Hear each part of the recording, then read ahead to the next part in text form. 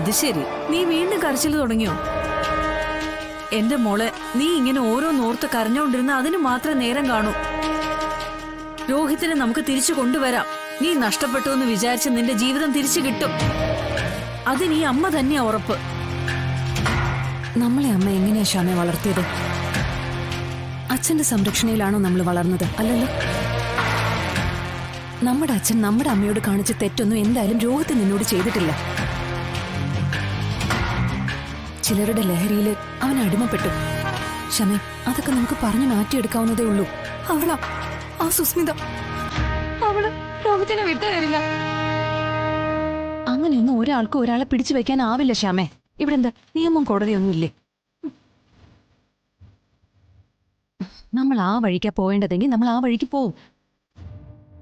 ഒരു തരത്തിലും രോഹിത്തിനെ ഈ രീതിയിൽ വിടാൻ നമ്മൾ അനുവദിക്കില്ല. നോക്ക്, ഇത് ഞാൻ തരുന്ന വാക്ക്. രോഹിത്തിനെ നിന്റെ മുന്നിൽ എത്തിക്കുമെന്ന് പറയുന്നതും ഞാൻ തന്നെയാ. എന്റെ വാക്ക് നിനക്ക് വിശ്വാസമില്ലേ? എന്നെ വേണ്ടാന്ന് എന്റെ മുഖത്ത് നോക്കി പറഞ്ഞ ഒരാളെ വെള്ളം പ്രയോഗിച്ച് എന്റെ മുന്നിൽ കൊണ്ടുവന്നിട്ട് എന്ത് പ്രയോജനം? എടി, ഇതെല്ലാം നീ തന്നെ ഉണ്ടാക്കിയതല്ലേ? നീ അന്ന് ആ കത്ത് എഴുതി വെച്ചില്ലായിരുന്നെങ്കിൽ ഇങ്ങനെയൊക്കെ സംഭവിക്കുമായിരുന്നോ? മതി, എനിക്കൊന്ന് സ്വസ്ഥത. കഴിഞ്ഞു പോയതെല്ലാം വീണ്ടും വീണ്ടും പറഞ്ഞ് എന്തിനാ നിങ്ങൾ ഇങ്ങനെ എന്നെ വേദനിപ്പിക്കുന്നേ? ഒന്ന് കടന്നു പോകുന്നുണ്ടോ എന്റെ മുന്നിൽ നിന്ന്? മോളെ, നമ്മളന്ന് അമ്മേ, അമ്മ വന്നേ.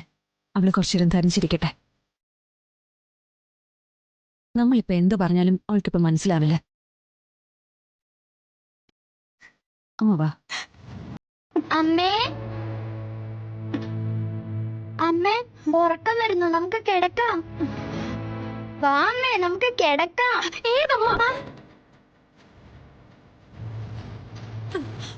പോയിക്കോണല്ല എന്റെ മുമ്പിന്ന്.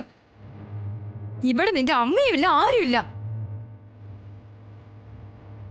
എനിക്ക് ആരുമില്ല, ഭർത്താവും ഇല്ല, മക്കളും ഇല്ല.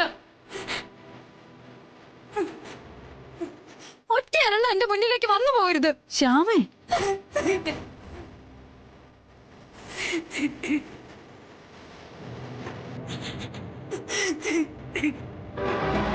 ശ്യാമേ, നീ കാണിക്കുന്നതൊക്കെ കുറെ കടന്നു പോകുന്നുണ്ട്.